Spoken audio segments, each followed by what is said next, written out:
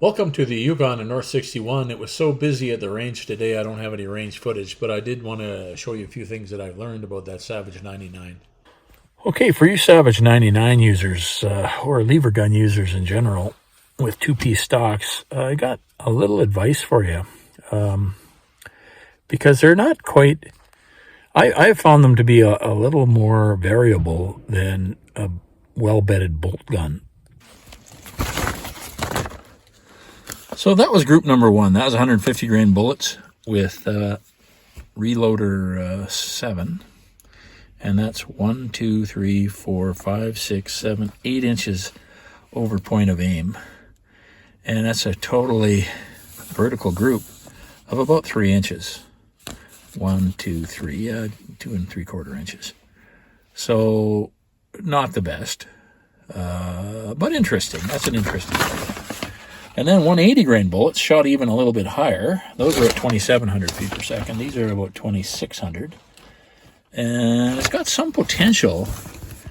I had the original three groups was there, and then I fired a third and went there, so I was wondering about this one.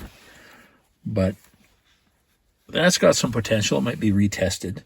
That's also with Reloader 7. Then I shot the 200 grain bullets with H4895. Oh my God, that's a 1, 2, 3, 4.5 inch group. And I was shooting pretty well. Only a 4-power scope, but I felt pretty good about it. So, well, what about that? That's an inch group or less. 220 grain spears. I was getting about 2.5 inch groups, and then I went up a grain of powder. And suddenly, boom, it settled in. And I also switched to Magnum primers.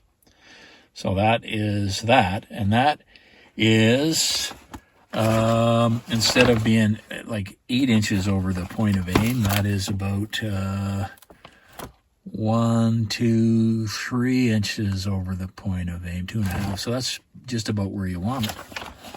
And then there's the 250 spears with, again, I went up 1 grain of 748.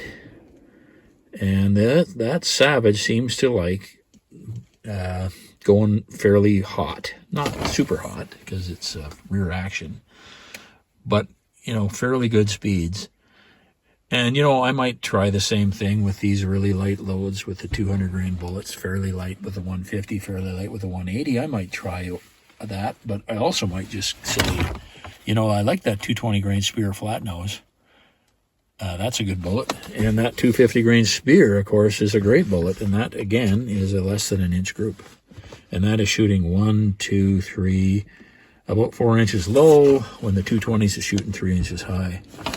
So a lot of variability with these rifles. But if you just keep loading them, you will eventually find, rather than going through all the bedding and all that kind of stuff, try some different loads. And you might find that these levers, when you find the load that they like, will start to tighten up like that. And now that's a 250 grain bullet, almost going 2,200, just shy of 2,200 feet per second.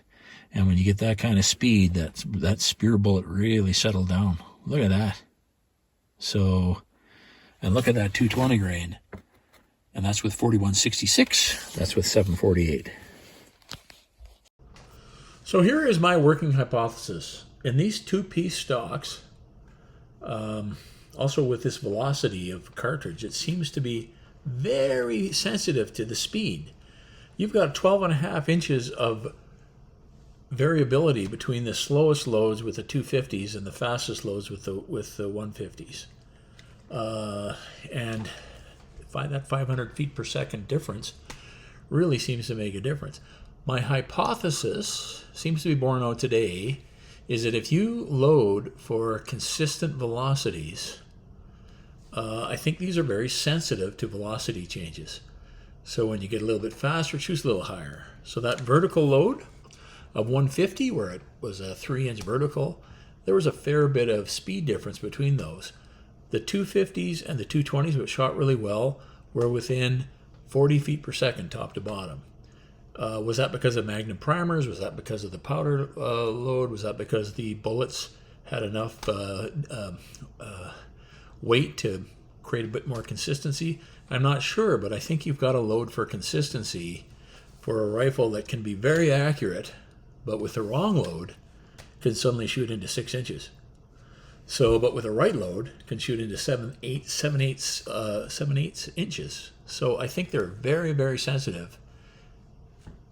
You need to load these with just as much care as a bench rest rifle, or maybe more.